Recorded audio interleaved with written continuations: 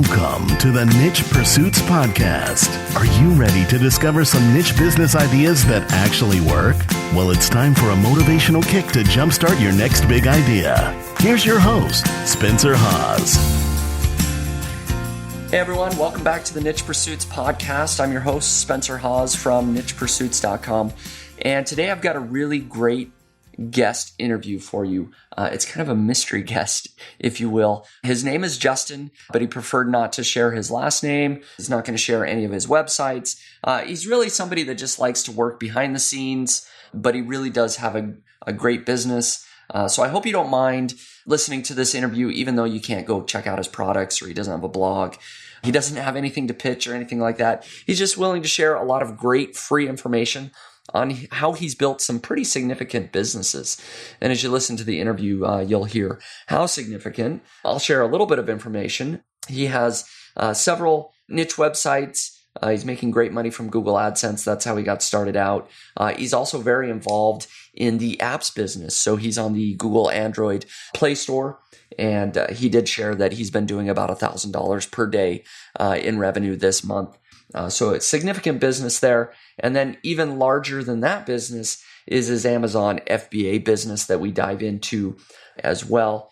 So overall, Justin is involved in several different businesses. He's been doing this for over 10 years. He's learned a lot. He has a lot of great tips to share. And so I hope you'll sit down, listen, and be able to learn a thing or two. And overall, enjoy the interview. Thanks a lot. Hey, Justin, welcome to the Niche Pursuits Podcast. Hey, thanks for having me. I appreciate it, Spencer. Yep, absolutely. You know, we've been in touch actually over the years over Skype, sort of intermittently, but this is really the first time that we've had a chance to be on a call and chat. I know you have a lot going on in your business, and we're going to dive into that. But before we do, can you give people kind of a brief background of your work experience previous to working online, if you will? Yeah, sure. So I started working online probably about 11, 12 years ago before I got married.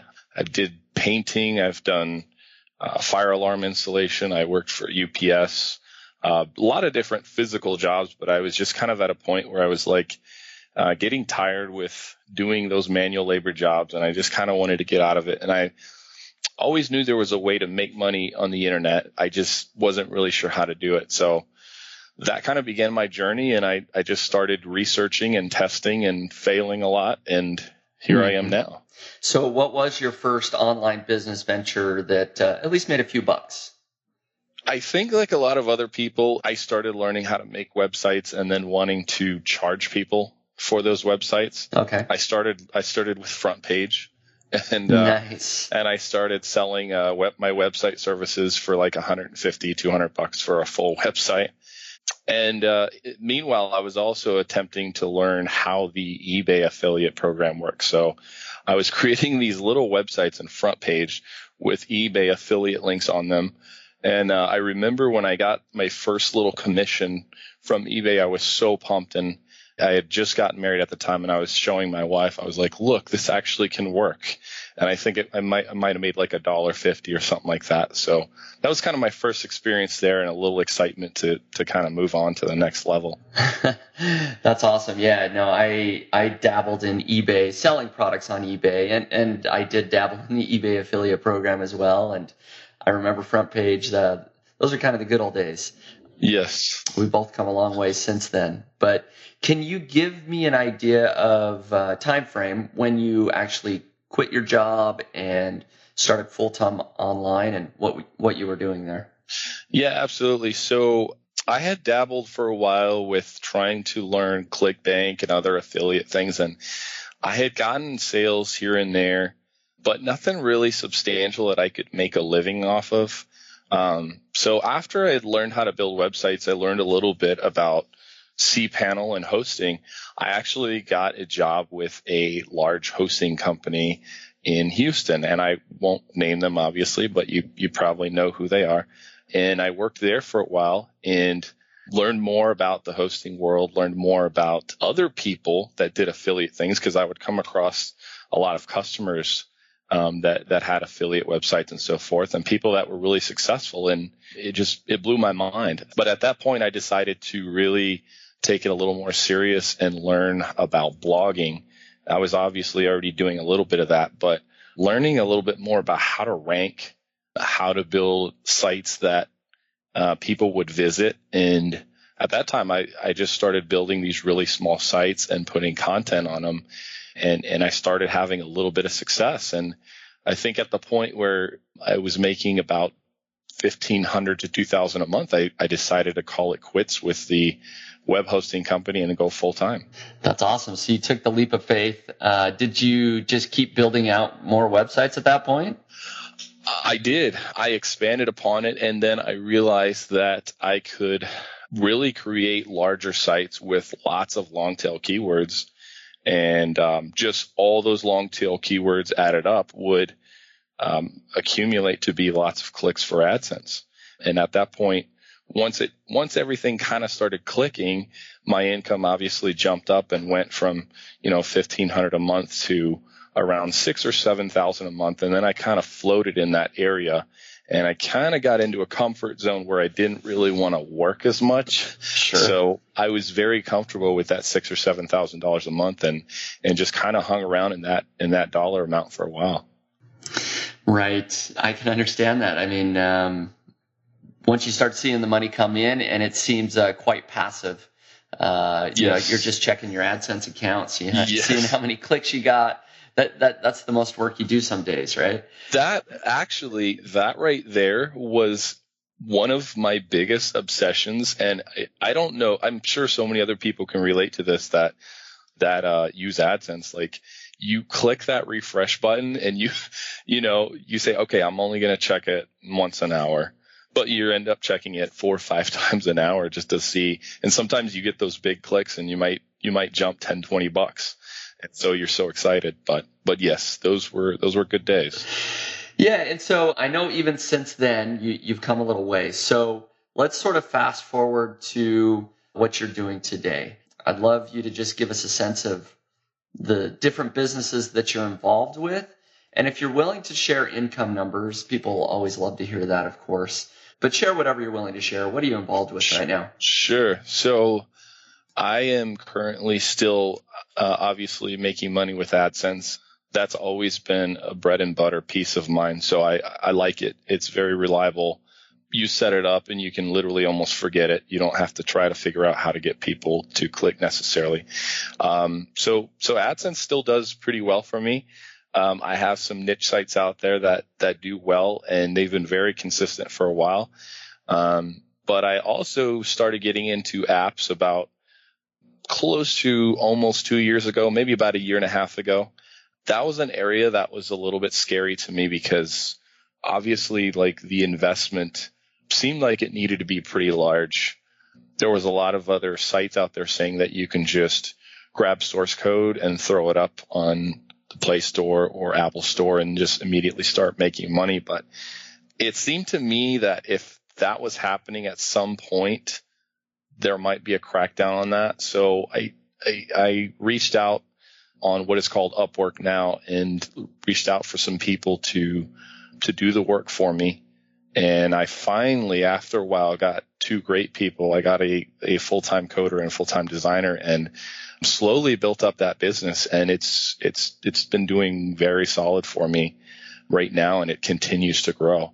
And I think a lot of people that were doing the method of just throwing apps out there and throwing it against the wall and seeing if it would work, I think a lot of those people have given up. But I can tell you that the app business is very alive and well, and you do not have to be a monster of a company to make really good money doing it.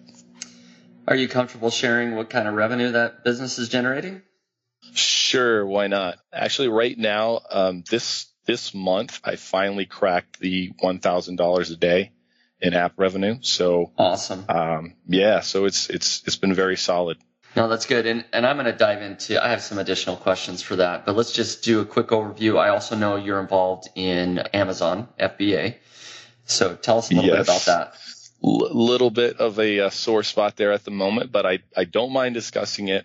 So Amazon, that's another area that I had always wanted to create. I hate to use this word, but because I feel like other things that I do are a legitimate business, but obviously like a brick and mortar business is about as legit as you can go. But if you don't have a storefront, Amazon is like the next most legit, almost mortar brick type business you could consider. And I always wanted to do that, but I just finding like how to source things and figuring out all the ins and outs of it was just overwhelming to me. But fortunately, I had built up some goodwill with another individual who had looked for me to help him with some SEO some time ago. And I worked with him on SEO stuff, and he came around about a year later and he was like, "Hey man, I'm making a little bit on Amazon.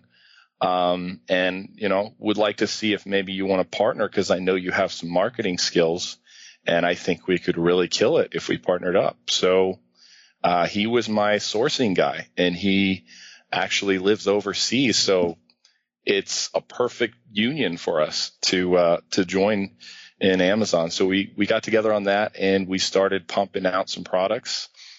First product was a failure. We had problems getting that in Amazon, and it just didn't really work out. But we did have success with in another niche with a couple other products and started doing extremely well the last couple months, but had a problem with Amazon and they shut down our account. So really still trying to figure out what's going on there. We did everything by the book with them. Obviously there's really awesome money in Amazon, but you have to really stay on top of things and make sure that you're doing everything you're supposed to and keep in really close communication with Amazon. So that's what we're trying to do right now. We're just communicating back and forth, and we're having a tough time getting a response from the right person at Amazon. So yeah, that's the tough thing, man, is when you're dealing with such a huge company. Amazon, they don't pay as much attention to individual sellers. Even though you got a great business, they have tons of sellers, and they're not always as open. I sort of feel like Google is the same way. We've both been through the experience of having issues with Google AdSense in our accounts, and you don't always know why things are happening when you're dealing with such a huge company. So that hurts. I mean, I feel for you with the Amazon FBA account. Yeah, absolutely. I think it's just one of those things that if you do have a good contact or you get the right person that has dealt with a similar situation and they can help you, I think things can speed along a lot quicker. But when you are encountering new things that you just haven't dealt with before, I mean, something so unexpected, it's like, what do I do now? What's the next step to take? And I think that's with anything that, you might agree with in business that we've done. A lot of it has just been discovery and trial and error. And then when you become the so-called expert at whatever specific thing you're doing, you've become that expert because you've had to face all those trials and problems to get there. So Amazon's one of those things where it's still new for me, and I think we hit a snag, and obviously I'd love to get things sorted out, but we'll have to see what's going to transpire here in the next couple of weeks. Yeah, I mean, just to give people an idea of how big of a deal it is to get your Amazon FBA account shut down, I mean, is it safe to say that your FBA business is doing quite a bit more than your apps business in terms of revenue per day? Yes, it is. Yeah. Yep. And of course, net is going to be different on those things, but so a solid business. Was the FBA business the largest piece of your overall business when you look at everything individually, or not quite yet? I would like to say that Amazon, if you look at it from a gross income standpoint, was obviously the largest piece of my business at this point. Right. I've done other things where the net profit was very high, but not sure I want to go into those things at the moment. That's fine. But yeah, absolutely. Amazon right now is from a gross side of things that it's just a large amount of money to work with. And obviously our stock and everything, it's costly as well. So, you have all these factors with Amazon because you're dealing with a physical product. So there's more that can go wrong, but the reward is much greater. Yeah, absolutely. So I'd like to spend maybe, a few minutes on the app side of the business and then another few minutes on the Amazon side of the business, just to give some high level tips and strategies maybe that are working well for you. Sure. So in terms of apps, you sort of alluded to the fact that, people are saying that it's harder and harder to make money with apps, but here you are doing it. How are you able to do that? What's either a mindset or sort of an overall strategy that you can give people that if they decide they want to get into the app business can help them out? I think this might sound cheesy to say because I think a lot of other people would say this about other types of businesses, but with the apps, you really have to have quality. Like if people hate the app, you're not going to do well, and the app is not going to last long. The key really with apps is finding out what makes people keep using the app. Because if you have the retention, it's something that companies like Google with their Play Store really want. And if they recognize that you have good retention, they reward you for that. So finding out what your users want and really asking them is very key. Maybe you've played a game or you've used an app and they've asked you within the app, like, how are we doing? Is there anything that you think could be better about our app, or do you like it or do you not like it? Knowing what people like and what they don't like about it, and then collecting all that data, and then finding that maybe you have a large group of people that don't like this one thing about your app, you have to change it. And once you change that, you notice that things just continue to improve for you. So I would say that's like the biggest key in surviving and becoming more profitable with apps, if that's a route that someone would want to go. So do you have any strategies that help you get more downloads? I mean, any sort of traffic drivers outside of just the App Store itself? And I guess we should clarify that you are just doing Android apps. You're not dabbling in iPhone apps, correct? That is correct. I'm not really dabbling with iPhone apps. I've just found that Android is a lot easier to work with. I just like the way that Google rewards their publishers of apps. So I just work with them right now. The one thing I would say is that's a huge traffic source. Facebook is always a really solid source. And the reason I say Facebook is because you can target with Facebook. Like you can really break it down to your demographic and understanding people in different groups that enjoy a specific topic. So let's say you made a game like about cars. Obviously, you could really niche down and get people on Facebook that are interested in cars. And those are the type of people that you want playing your games, So Facebook is always a solid source.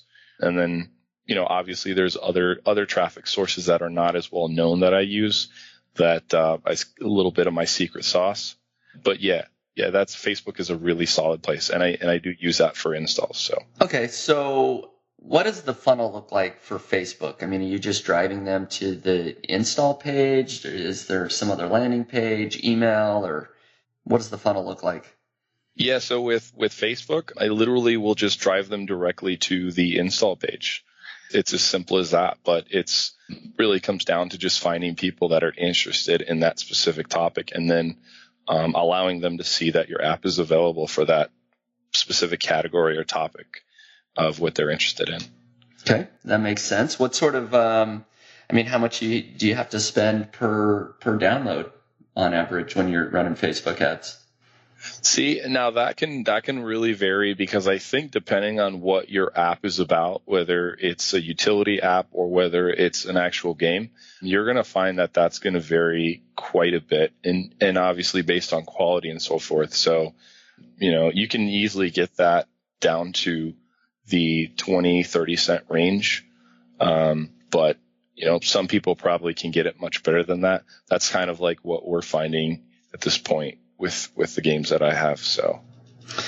No, very cool. And just sort of another broad question outside of marketing your app, in terms of, you mentioned you want to focus on creating a quality product. Obviously, you've hired a designer, you've hired a programmer to do that. Have you found a way to sort of research and find the ideas that you think are going to work, or is it just a lot of trial and error? So I don't necessarily want to reveal what my niche is with apps, but I can tell you that it's extremely key to find, like when I went into it, I was creating other types of games with low retention. And obviously, like when you really delve into it and you can you got to take some time to really think about who's playing these games, why are they playing them, and will they keep playing them or will they get bored? It's so important to offer value in a game to someone rather than just, let's say they're going level by level and there's no real reward. Things like bonuses or things to achieve, that's so important with games. Like there has to be achievements. There has to be an end goal. And as you make those achievements harder and harder to get over time, obviously people will play longer. So I tried to figure out how I could implement that in games that were on the Play Store that didn't actually have that in them. And I've implemented that in just other games that I've created, another niche that I've found that has done extremely well. So yeah, retention, like I said, retention is everything with these games. And obviously when you're running a ad-based model like I am, you're going to get a lot of the same people seeing an ad over and over and over. So, your cost per click, or RPM as AdMob calls it, can go down over time. But over time, like that user that you've acquired pretty much pays for themselves, like maybe it cost me $1 to get that user. Over time, obviously, like they've paid for themselves. If I can keep the retention there and keep them coming back, they've really covered that $1 that I spent to acquire them. So that's one of another factor that you really have to consider. And these really big companies, that's exactly what they do. They make these games that really entrench people, and those people will keep coming back, and then they have their in-app purchases, and they figure out of every so many people, one person might actually spend $100 in in-app purchases, which covers their, cost of acquiring 25, 30, 40 other people. So you do have to run those numbers a little bit, and you have to find that good medium between versus like how much money you spend and invest to get those people versus how much they're actually making you. And I think every niche is kind of different. Yeah, I think that makes sense. So all of your games are free to download and are just supported via ads for the most part? Absolutely. Yeah. Absolutely. Yep. All of them. All of them are free, and I haven't done any in-app purchase type games yet. So, but I'm looking to do that here in the near future. So that makes sense. Should we move over to Amazon FBA? Sure. I know you've had some success there, and I've shared a lot of my tips here on the podcast with my Amazon FBA business. So rather than talk about how to find the right product to sell and how to source the product from China, once you've got your product up, what are you doing to drive traffic, sales, and reviews? So as far as traffic is concerned, obviously like Amazon's own program with ads is great. That's going to be quite easy to drive sales that way and increase your sales velocity. But as far as I think the biggest thing, everybody's always like, man, reviews, how do I get reviews? Because Amazon really clamps down on that type of stuff if you try to manipulate it. If you have, I know this might sound a little silly, but you shouldn't necessarily have garbage products on Amazon. You can make really great money with it. You would probably have to do a lot more manipulating of your reviews and so forth if you have a bad product. But if you have a solid product, the key to really getting reviews is communication with your people. You really need a funnel that you can use to reply to customers and talk to them on a personal level. And most people just don't realize that your messages are canned the way they're worded out. But if you sound extremely sincere in your messages, and you have a series of emails that go out and reply to customers where they feel like it's a very personal thing, obviously you can get reviews quite easily from people that way. And making sure that if you have a major complaint, like, address it. Don't ignore it. Don't just say, sorry, you feel that way. Bye. I'm sorry. What can I do to repair this situation? If it's a situation where, like, you're not gonna just hold on to their money and collect a bad review, you might as well give them their money back and not get that bad review, because that bad review is worth a lot of future sales. So I would say for anybody with the reviews part, like, communication after the sale is extremely important in acquiring those reviews. Yeah, absolutely. And I do something similar. So I agree with that. How many products are you selling on Amazon, or were you selling on Amazon? I was going to say at the moment, 0. So we have just 3 products on Amazon. Wow. So you've really crushed it with some of those. Yeah, we were pretty aggressive in some niches that were very competitive. We just went after it, and we were just like, what the heck? Let's go after this, and let's be super aggressive, and let's just offer better value. Let's make our product stand out. Let's make our product look prettier. Let's package it better than everyone else. And that was kind of our mindset going in, and it took a while, but it worked. So, yeah. No, that makes sense. I mean, there's a lot to be said for standing out a little bit with, better quality packaging, hopefully a higher quality product. I know you're doing sponsored ads. Was there anything beyond that, though, to drive traffic? Any tips that you're willing to share? I'm sure there's some things maybe that you don't, but whatever you're willing to share. Yeah, I guess at this point, like, I don't really mind sharing it, but so there's a lot of people with affiliate sites out there for Amazon.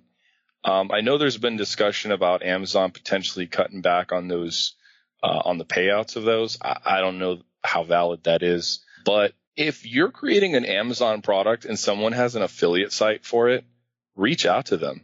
Reach out to those people and ask them, hey, would you mind reviewing my product? And hey, on top of that, would you mind if I maybe pay you for a banner ad on your website? That'll give a little bit of goodwill there and a reason for them maybe to go ahead and review your product, and maybe, just maybe, put your product at the top of their reviews. So obviously that's a good source. You can get, really, you can get a lot of bang for your buck there, because some of those affiliate sites will cost you much less than running sponsored ads with Amazon.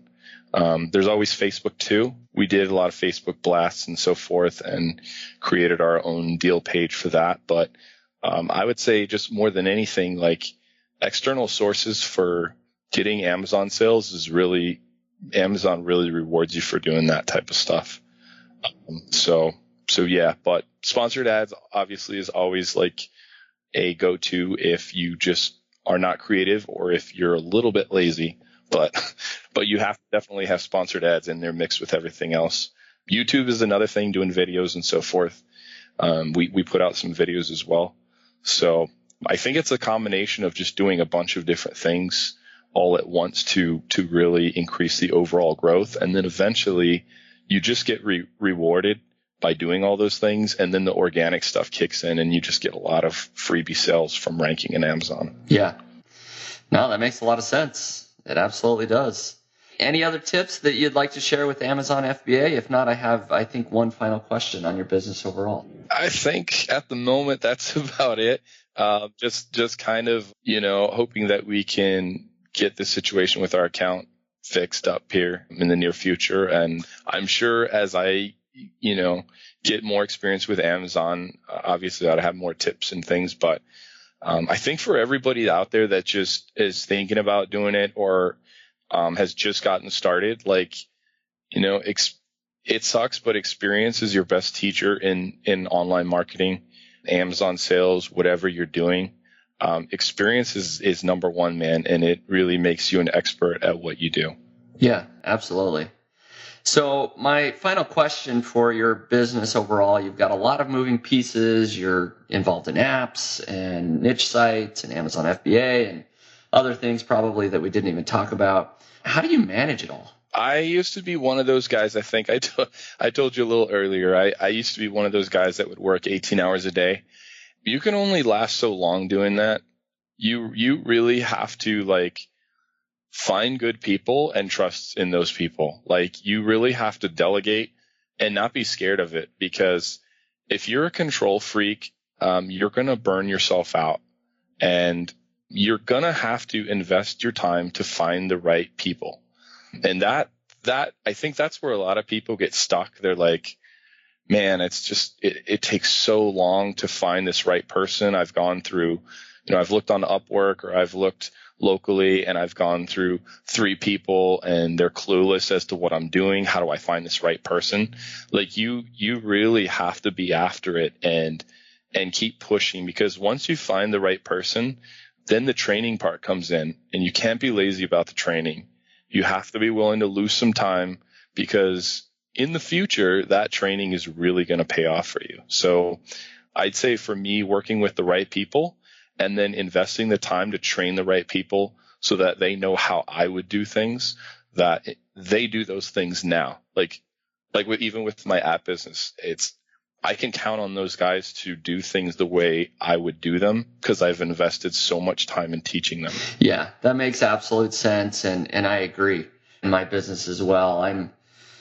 I could certainly probably be doing a better job in a lot of the areas you mentioned, but really hiring the right people has been a big way for me to scale my business. So how many employees do you have right now working for you?